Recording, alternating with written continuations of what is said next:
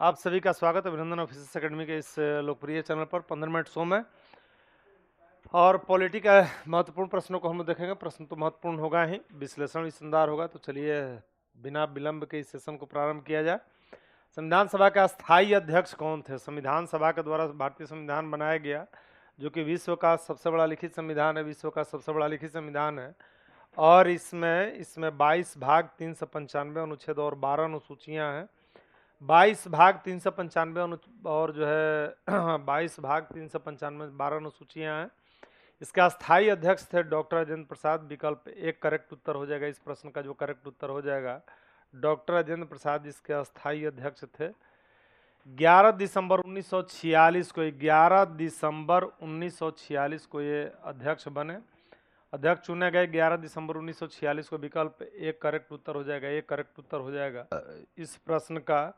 जबकि अस्थायी अध्यक्ष डॉक्टर सच्चिदानंद सिन्हा थे। अस्थायी अध्यक्ष की यदि हम बात करें, अस्थायी अध्यक्ष कौन थे, तो अस्थायी अध्यक्ष डॉक्टर सच्चिदानंद सिन्हा थे। डॉक्टर सच्चिदानंद सिन्हा थे। सभा के सबसे बुजुर्ग सदस्य ये थे, सच्चिदानंद सिन्हा थे, अस्थायी अध्यक्ष थे। जबकि उपाध्यक्ष की यदि बात की जाए तो यह एच.सी. मुखर्जी थे। उपाध्यक्ष कौन थे? संविधान सभा के उपाध्यक्ष कौन थे? तो उपाध्यक्ष एच.सी. मुखर्जी, याद रखेंगे, एच.सी. मुखर्जी और बी.टी. कृष्णमाचारी। एच.सी. मुखर्जी और बी.टी. कृष्णमाचारी जो है उपाध्यक्ष थे। बी.टी. कृष्णमाचारी उपाध्यक्ष थे। कृष्णमाचारी उपाध्यक्ष थे संविधान सभा के। तो विकल्प एक करेक्ट उत्तर हो जाएगा। विकल्प एक करेक्ट उत्तर हो जाएगा। इस प्रश्न का विकल्प एक करेक्ट उत्तर हो जाएगा। फिर यदि बात किया जाए कि प्रस्तावना में गणराज्य शब्द का अर्थ क्या है, प्रस्तावना में गणराज्य शब्द का क्या अर्थ है, गणराज्य शब्द का, रिपब्लिक का अर्थ क्या है, गणराज्य यानी रिपब्लिक का क्या अर्थ है, रिपब्लिक शब्द का अर्थ क्या है? जनता का शासन, कि राजा का शासन, कि धर्मधारित शासन, कि सैन्य शासन।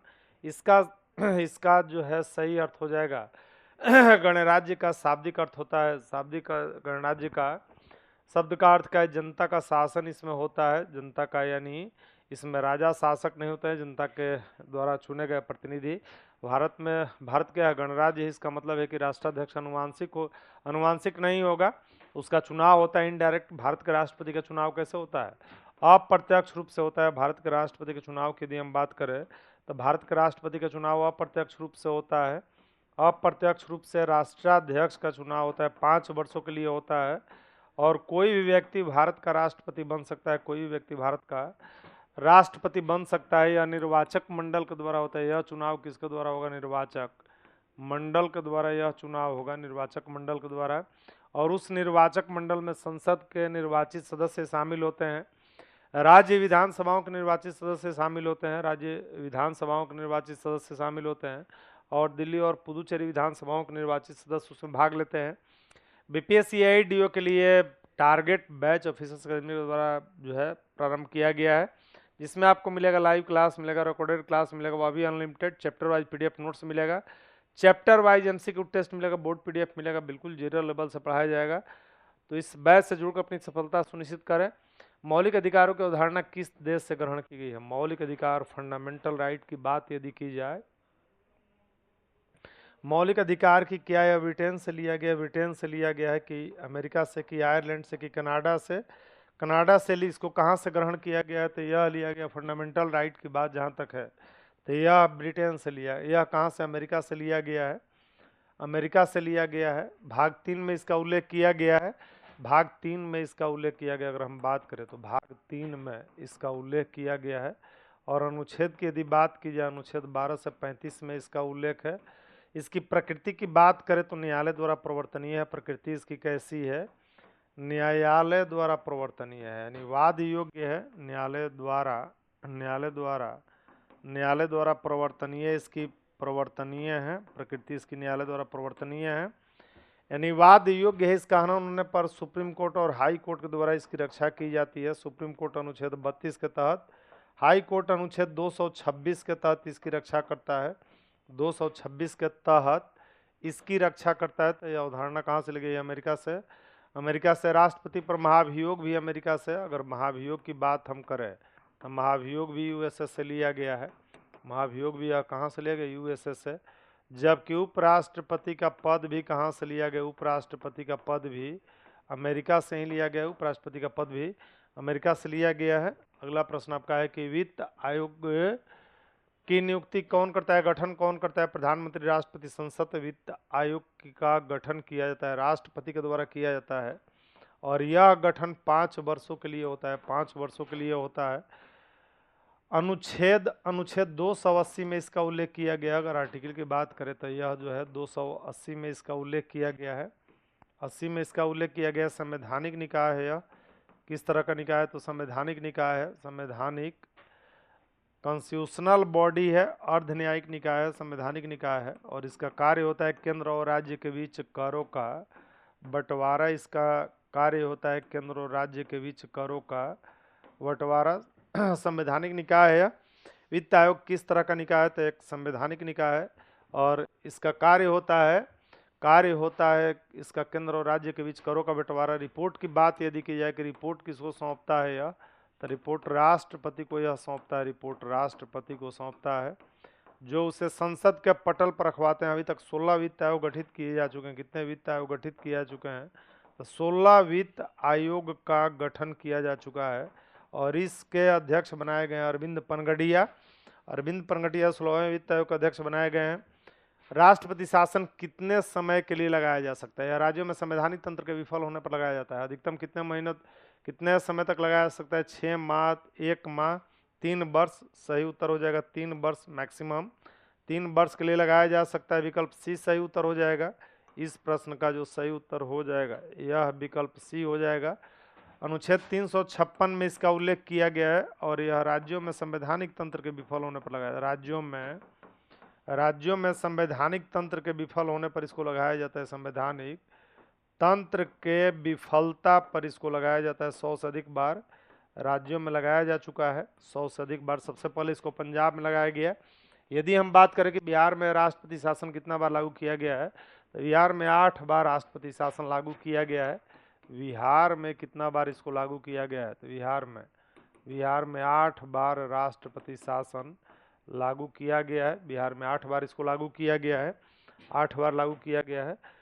अगला प्रश्न है कि किस संविधान का अनुच्छेद 370 किस राज्य से संबंधित था? यह जो है किस राज्य से संबंधित था? क्या यह पंजाब से, कि जम्मू कश्मीर से, कि नागालैंड से, कि मणिपुर से? तो इसका संबंध जो है जम्मू कश्मीर से विशेष दर्जा मिला हुआ था जम्मू कश्मीर को जो है, तो इसका संबंध जो है जम्मू कश्मीर से।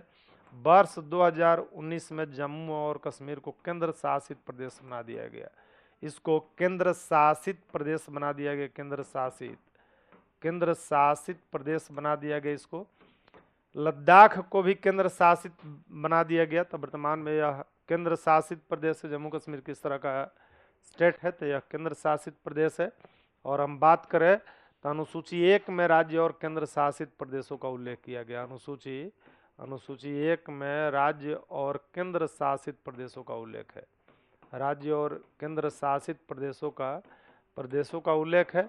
69वें संविधान संशोधन के द्वारा दिल्ली को एनसीआर का दर्जा दिया गया। 69वें संविधान संशोधन के द्वारा दिल्ली को एनसीआर बनाया गया, राष्ट्रीय राजधानी क्षेत्र बनाया गया। दिल्ली को राष्ट्रीय राजधानी क्षेत्र बनाया गया। बीपीएससी एईडीओ के लिए जो है महत्वपूर्ण टारगेट बैच लाया गया ऑफिसर्स अकेडमी के द्वारा, जिसमें आपको लाइव क्लास मिलेगा, साथ ही रिकॉर्डेड क्लास मिलेगा, वो भी unlimited. Chapter wise PDF notes मिलेगा, चैप्टर वाइज एमसीक्यू टेस्ट इसमें होगा, बोर्ड पीडीएफ मिलेगा। 0 लेवल से पढ़ाएगा। 15 टेस्ट भी इसमें आपको मिलने जा रहे हैं। विषय विशेषज्ञ कक्षा संचालित करेंगे। इस बैच से जुड़कर अपनी सफलता सुनिश्चित कीजिए। राज्यपाल की नियुक्ति कौन करता है? प्रधानमंत्री की, राष्ट्रपति की, मुख्यमंत्री की? सर्वोच्च न्यायालय। राज्यपाल की नियुक्ति राष्ट्रपति के द्वारा की जाती है और ये राष्ट्रपति के प्रसाद पर्यंत अपने पद पर बने रहते हैं। यानी राज्यपाल जो है राष्ट्रपति के प्रसाद पर्यंत अपने पद पर बने रहते हैं। राष्ट्रपति के प्रसाद पर्यंत अपने पद पर बने रहते हैं। प्रसाद पर्यंत जब तक कृपा दृष्टि बनी हुई है बने रहते हैं। 7वें संविधान संशोधन के द्वारा यह प्रावधान कर दिया गया कि एक ही राज्यपाल को एक से अधिक राज्यों का राज्यपाल बनाया जा सकता है। एक ही राज्यपाल को 7वें संशोधन द्वारा यह तय कर दिया कि एक ही राज्यपाल को एक से अधिक राज्यों का राज्यपाल को एक से अधिक राज्यों का राज्यपाल बनाया जा सकता है। एक से अधिक राज्यों का राज्यपाल बनाया जा सकता है। अधिक राज्यों का राज्यपाल बनाया जा सकता है। राज्यपाल बनाया जा सकता है। एक से अधिक राज्यों का राज्यपाल बनाया जा सकता है।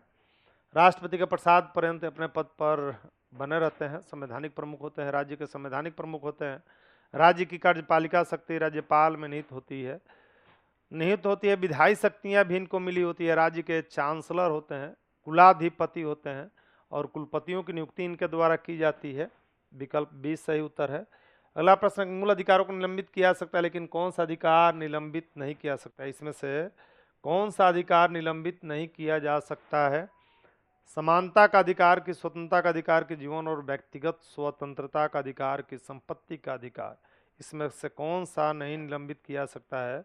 तो अनुच्छेद 20 और 21 निलंबित नहीं किया था, यानी जो है यह जीवन और व्यक्तिगत स्वतंत्रता का अधिकार को निलंबित नहीं किया सकता है। जीवन और व्यक्तिगत स्वतंत्रता का अधिकार निलंबित नहीं किया सकता अनुच्छेद 21 जो है। तो राइट आंसर आपका सी हो जाएगा इसमें। और 21 में प्राण और दैहिक स्वतंत्रता का उल्लेख किया गया। अनुच्छेद 21 में क्या उल्लिखित है? तो अनुच्छेद 21 में प्राण एवं दैहिक स्वतंत्रता का उल्लेख है। प्राण एवं दैहिक स्वतंत्रता, दैहिक मतलब शरीर होता है, दैहिक स्वतंत्रता का उल्लेख है। यानी विधि द्वारा स्थापित प्रक्रिया के सिवाय किसी के प्राण और शरीर से वंचित नहीं किया सकता है। विधि द्वारा स्थापित प्रक्रिया के सिवाय किसी के प्राण और शरीर से। संविधान के किस भाग में राज्य के नीति निर्देशक तत्वों का उल्लेख किया गया? संविधान के भाग 4 में, भाग 4 में डीपीएसपी नीति निर्देशक तत्वों का उल्लेख किया गया है और यह अनुच्छेद 36 से 51 में है। इसका उद्देश्य कल्याणकारी राज्य की स्थापना करना है। उद्देश्य क्या है? तो उद्देश्य कल्याणकारी राज्य की स्थापना करना, कल्याणकारी राज्य की स्थापना करना, वेलफेयर स्टेट की स्थापना करना है। सामाजिक आर्थिक लोकतंत्र की स्थापना करना। विकल्प बी करेक्ट उत्तर हो जाएगा। इस प्रश्न का बी करेक्ट उत्तर हो जाएगा। और राज्यसभा की अधिकतम सदस्य संख्या कितनी हो सकती है? यह जो है उच्च सदन है, अस्थाई सदन है, कभी इसका विघटन नहीं हो सकता है।